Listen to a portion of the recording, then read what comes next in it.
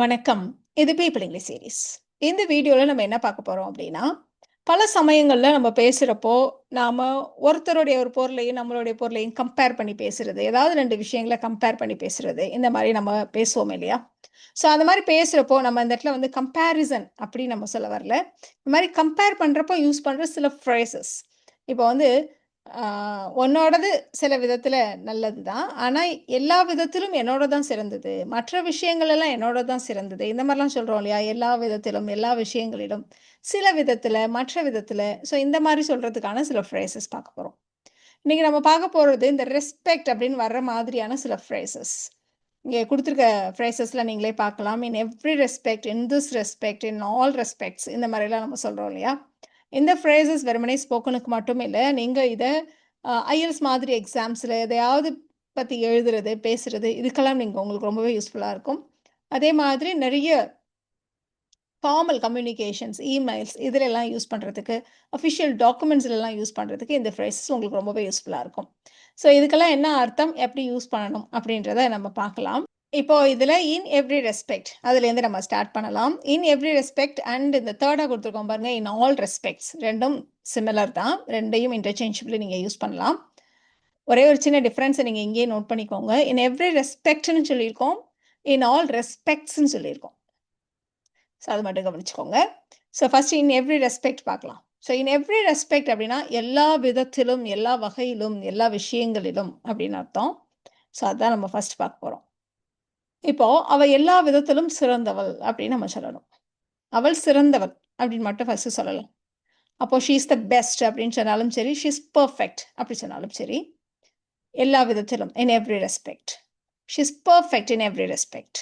She is the best in every respect அப்படின்னு சொல்லலாம். அதே மாதிரி she is perfect in all respects அப்படின்னு வேணாலும் சொல்லலாம் இல்லையா? திருமணத்துக்கு பிறகு அவனுடைய வாழ்க்கை எல்லா விதத்திலும் மாறிடுச்சு அப்படின்னு நம்ம சொல்லணும். ஆஃப்டர் மேரேஜ் அவனுடைய வாழ்க்கை ஹிஸ் லைஃப் மாறிவிட்டது.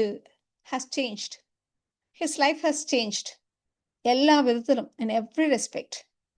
After marriage his life has changed in every respect. After marriage his life has changed in all respects அப்படி வேணாலும் சொல்லலாம்.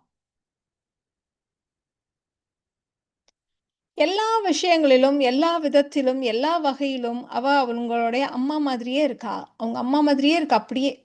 அவங்க அம்மாவை கொண்டு இருக்கிறாள் அப்படி கூட நம்ம சொல்லலாம்.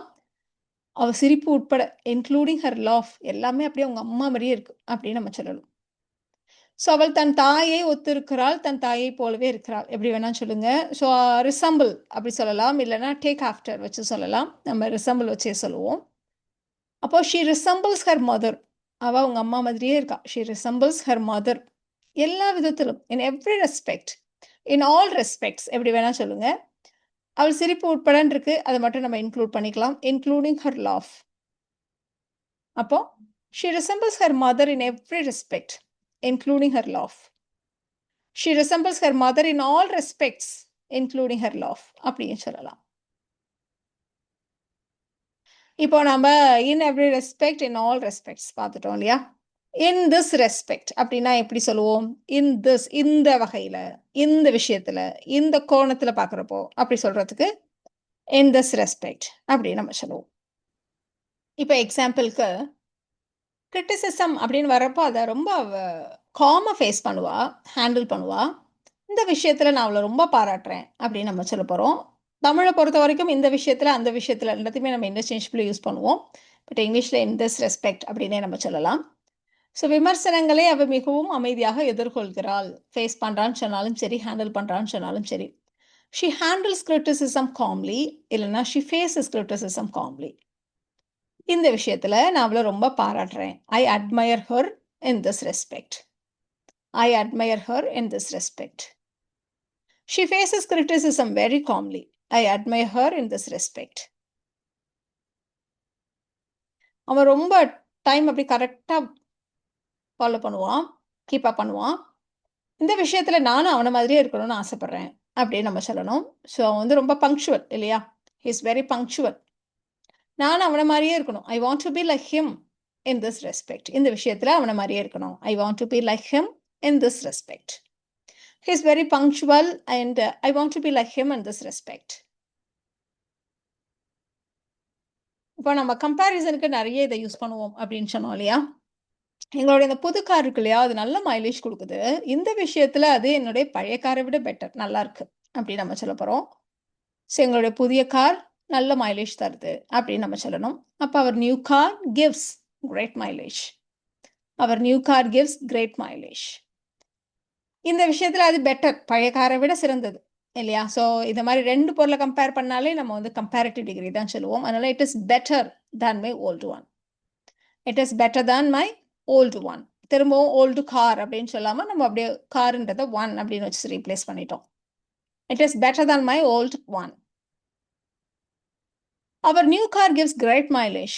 In this respect, இந்த விஷயத்துல it is better than my old one. இப்போ இந்த in this respect பார்த்தோம் இல்லையா? இப்போ நாம பார்க்க போறது in some respects. சில விஷயங்கள்ல சில விதத்துல இது ரொம்ப நல்லா இருக்கும் அப்படி சொல்றதுக்கு. In some respects. ஸோ நம்ம முன்னாடியே சொன்ன மாதிரி இப்போ IELTS, TOEFL மாதிரி எக்ஸாம்ஸ்ல எல்லாம் ஏதாவது ஒரு டாபிக் கொடுத்து இதுவா இல்லை இதுவா எது சிறந்தது, வில்லேஜ் லைஃபா இல்லைன்னா சிட்டி லைஃபா, ஆன்லைன் லேர்னிங்கா இல்லைன்னா கிளாஸ் ரூம் லேர்னிங்கா, எது பெஸ்ட்டு அப்படின்னு ஒன்று பேசுங்க, ஒரு 2 minutes பேசுங்க அப்படிலாம் சொல்கிறப்போ நம்ம வந்து கம்பேர் பண்ணி பேசணும் இல்லையா? கம்பேர் பண்ணி சொல்லுவோம் இல்லையா? ஸோ இந்த இடங்கள் எல்லாம் இந்த ஃப்ரேசஸ் உங்களுக்கு ரொம்பவே யூஸ்ஃபுல்லாக இருக்கும். இப்போ அந்த மாதிரி தான் ஒரு எக்ஸாம்பிள் எடுத்துகிட்ருக்கோம். சில விஷயங்களில் ஆன்லைன் லேர்னிங்கிறது கிளாஸ் ரூம் லேர்னிங்கை விட நல்லது, வசதியாக இருக்கும் அப்படின்னு நம்ம சொல்ல போகிறோம். So online learning is convenient, வசதியாக இருக்கும் இல்லையா? So online learning is convenient than classroom learning. Of course இந்த இடத்துல கம்பேரிசனுக்கான ஒரு வார்த்தையும் இல்லை. அப்போ வந்து மோர் சேர்த்துக்கணும் இல்லையா? அட்ஜெக்டிவ்க்கு முன்னாடி மோர்ன்ற வார்த்தையை சேர்த்துக்கணும். அப்போ online learning is more convenient than classroom learning. சில விஷயங்களில், எல்லா விதத்திலும் இல்லை, சில விஷயங்களில் தான் அப்படின்னு நம்ம சொல்லணும். அதனால தான் in some respects online learning is more convenient than classroom learning அப்படின்னு நம்ம சொல்கிறோம். சில விஷயங்களில். இப்போ ஃபோனை கம்பேர் பண்ணுறோம். சில விஷயங்கள் இந்த ஃபோன் நல்ல ஃபோன் தான், ஆனால் பேட்டரி லைஃப் ரொம்ப மோசம். இதெல்லாம் ரொம்ப காமனான சென்டென்சஸ் தான். நம்ம வந்து கம்பேர் பண்ணி சொல்கிறதுன்றது டே டு டே கான்வர்சேஷன்லேயே நிறைய இடங்களில் நம்ம சொல்லுவோம். ஸோ சில விஷயங்களில் இந்த ஃபோன் நல்லது தான். This phone is better in some respects. ஆனால் இந்த பேட்டரி லைஃப் தான் மோசம். The battery life is poor. This phone is better in some respects but the battery life is poor அப்படி நம்ம சொல்கிறோம். ஸோ இன் சம் ரெஸ்பெக்ட்ஸை நீங்கள் முன்னாடி வச்சும் சொல்லலாம், இந்த மாதிரி பின்னாடி வச்சும் சொல்லலாம். இன் சம் ரெஸ்பெக்ட்ஸ் சொன்னோம், இன் அதர் ரெஸ்பெக்ட்ஸ். மற்ற விஷயங்கள்ல, மற்றபடி இதுலெல்லாம் இது நல்லது தான், மற்ற விஷயங்கள்லாம் இது ரொம்ப நல்லா இருக்காது இப்படி சொல்றதுக்கு. In other respects. In other ரெஸ்பெக்ட்ஸ்ன்னு போடுறோம் பாருங்க. எங்கெல்லாம் நம்ம இந்த மாதிரி ப்ளூரல்ல சொல்றோன்றதையும் பார்த்துக்கோங்க. இந்த ரெஸ்டாரண்ட் ரொம்ப சின்னது தான், ஆனால் மற்ற விஷயங்கள் எல்லாம் ரொம்ப அருமையாக இருக்கும் அப்படி நம்ம சொல்ல போகிறோம். This restaurant is small, but in other respects, it's excellent. மற்ற விஷயங்கள்ல இது ரொம்ப சூப்பராக இருக்கும், but in other respects it's excellent. இப்போ நம்ம ஏற்கனவே சொன்ன எக்ஸாம்பிள் தான் இங்கேயும் சொல்கிறோம். கொஞ்சம் சேஞ்ச். இப்போ ஃபியூல் எஃபிஷியன்ட் அப்படின்னு நம்ம சொல்கிறோம். இப்போ இந்த கார் வந்து ஃபியூல் எஃபிஷியன்ட், பட் மற்ற விஷயங்களில் பார்த்தோம்னா இது அந்த அளவுக்கு சூப்பர்லாம் சொல்ல முடியாது. நல்ல மைலேஜ் கொடுக்கும், அவ்வளோதான் அப்படி நம்ம சொல்கிறோம். அப்போ this car is very fuel efficient. In other respects, it's not that good. அந்த அளவுக்கு சூப்பர்லாம் கிடையாது. This car is very fuel efficient. In other respects, it's not that good. So இந்த மாதிரி நிறைய கம்பேர் பண்ணுறதுக்கு இந்த ஃப்ரேசஸை நம்ம யூஸ் பண்ணுவோம். இப்போ இதெல்லாம் நம்ம பார்த்தோம் இல்லையா? இப்போ நம்ம பார்க்க போகிறது இந்த with respect to and in respect of மற்ற ஃப்ரேசஸோட கம்பேர் பண்ணுறப்போ கொஞ்சம் டிஃப்ரெண்ட்டாக இருக்கும். இதை நம்ம நிறைய இமெயில் கம்யூனிகேஷனில் யூஸ் பண்ணுவோம். அதுலேயும் வித் ரெஸ்பெக்ட் டு அப்படின்னா இது தொடர்பாக, இதை பொறுத்தவரை அந்த மாதிரி யூஸ் பண்ணுவோம். ஸோ மற்றதையெல்லாம் நம்ம வந்து இந்த விஷயங்களில், இந்த விதத்தில் அப்படி சொல்லிட்டு இருந்தோம். வித் ரெஸ்பெக்ட் டு பொறுத்த வரைக்கும் நம்ம அதை வந்து இது தொடர்பாக, இதை பொறுத்தவரை இந்த அர்த்தத்தில் நம்ம நிறைய யூஸ் பண்ணுவோம்.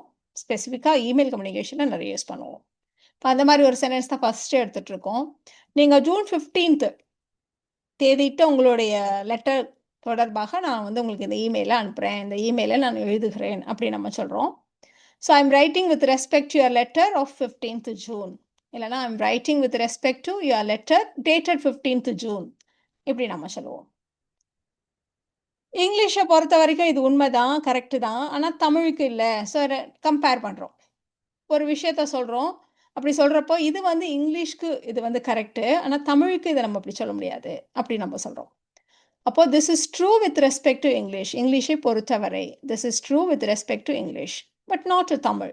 இங்க டூன்னு வந்துட்டதுனால, இங்க தமிழுக்கு முன்னாடி ஒரு 2 போட்டுருக்கோம். அவ்வளோதான். This is true with respect to English, but not to Tamil. நிதியை பொறுத்தவரை எப்படி சொல்லலாம்? With respect to financial matters. இப்போ ஃபினான்ஷியல் மேட்டர் பொறுத்தவரைக்கும் அவர் நல்ல விஷயம் தெரிந்தவர். மற்ற விஷயங்கள்ல அவருக்கு தெரியுமான்னு தெரியாது. ஃபினான்ஷியல் மேட்டர்ஸ்ல அவர் ரொம்ப பெஸ்ட் அப்படி சொல்றோம்.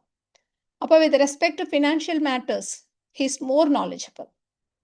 ஸோ இத எப்படி யூஸ் பண்றோம்ன்னு பார்த்துட்டே வாங்க. அட்டெண்டன்ஸ பொறுத்தவரைக்கும், அவன் ரொம்ப கன்சிஸ்டன்ட்டா கரெக்ட்டா வந்துட்டு இருக்கான். அதுல பிரச்சனையே கிடையாது. படிப்புல தான் அப்படின்ற மாரி நம்ம சொல்றோம். அப்ப he has been regular with respect to attendance. He has been consistent with respect to attendance. அட்டெண்டன்ஸ்லாம் கரெக்ட்டா இருக்கு. ரெகுலரா வரான். அதுல பிரச்சனை இல்ல. He has been very regular with respect to attendance. இப்ப கடைசியா நம்ம பார்க்க போறது in respect of. In respect of அப்படின்னா தொடர்பாக, சம்பந்தமாக. வித் ரெஸ்பெக்ட் டு மாரியும் சில சமயங்கள்ல நம்ம இன் ரெஸ்பெக்ட் ஆஃப் யூஸ் பண்ணுவோம். அது தவிர இது சம்பந்தமாக அப்படி சொல்றதுக்கும் இன் ரெஸ்பெக்ட் ஆஃப் நம்ம யூஸ் பண்ணுவோம். இப்போ ஒரு ராபரி நடந்திருக்கு. அந்த ராபரி சம்பந்தமாக, அது தொடர்பாக போலீஸ் வந்து அவர்கிட்ட கொஸ்டின் கேட்டாங்க. என்கொயரி பண்ணாங்க. விசாரணை நடத்துனாங்க. அப்படி நம்ம சொல்லணும். ஸோ த போலீஸ் இன்கொயர்ட் ஹிம் அப்படி சொன்னாலும் சரி, இல்ல த போலீஸ் கொஸ்டின்ட் ஹிம். அது தொடர்பாகன்னு சொல்லணும் இல்லையா? அது சம்பந்தமாகன்னு சொல்லணும். அப்ப in respect of the robbery. The police questioned him in respect of the robbery. உங்கள் புகார் தொடர்பாக. அப்ப in respect of your complaint. ஒரு விசாரணை தொடங்கப்பட்டுள்ளது. Has been launched. An enquiry has been launched. An enquiry has been launched in respect of your complaint. இப்போ இந்த சென்டென்சஸை நீங்க ட்ரை பண்ணுங்க. நிறையவே சென்டென்சஸ் இருக்கு. நாம இப்போ பார்த்துக்கிட்ட ஃப்ரேசஸ் வச்சு நீங்க இந்த சென்டென்சஸை ட்ரை பண்ணுங்க. உங்களுக்கான ஆன்சர்ஸை நாளைக்கு நான் போஸ்ட் பண்றேன். நீங்க அதில் செக் பண்ணிக்கலாம். நேற்றைய சென்டென்சஸ்க்கான ஆன்சர்ஸ். ஸோ இந்த வீடியோவில் நாம ரெஸ்பெக்ட் அப்படின்னு வச்சு வர மாதிரியான phrases. In all respects, in every respect, in some respects, in other respects, with respect to இந்த மாதிரி ஃப்ரேசஸ்லாம் நிறைய தெரிஞ்சுக்கிட்டோம். இந்த வீடியோ உங்களுக்கு யூஸ்ஃபுல்லாக இருக்கும்னு நினைக்கிறேன். Thank you so much.